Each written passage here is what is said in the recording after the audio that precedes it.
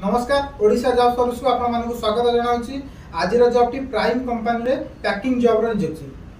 Number of vacancy आपण मानकर 70 गोटी वैकेंसी बाहरछि। एही जॉब टी को ओडिशा रो समस्त जिल्ला रो पुरुष एवं महिला कैंडिडेट माने अप्लाई कर परिबे। क्वालिफिकेशन आपण मानकर 10 पास किबा 10 फेल करथिले तबे आपण माने ए जॉब टी पई एलिजिबल हे परिबे। ड्यूटी टाइम में आपण मानकर प्रत्येक दिन रे 8 घंटा ड्यूटी करिया पड़िबो।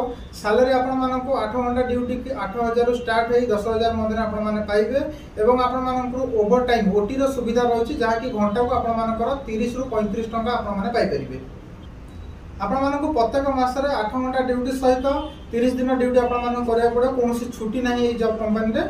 आपण मानकर बयस मिनिमम 18 वर्ष रु 45 वर्ष मध्य रे हेउतिबा कैंडिडेट पुरुष एवं महिला कैंडिडेट माने जोगाजोग कर परिबे ए जॉब टी पई। एही जॉब टी पई आपण मानकर पोस्टिंग लोकेशन भुवनेश्वर रसुलगढ़ रहइबो। एथि पई कोनोस प्रकार रहिबा एवं खाइबार सुविधा करा जाय नाही। एटा आपण मानको निजोगु बंदोबस्त करिया पड़िबो।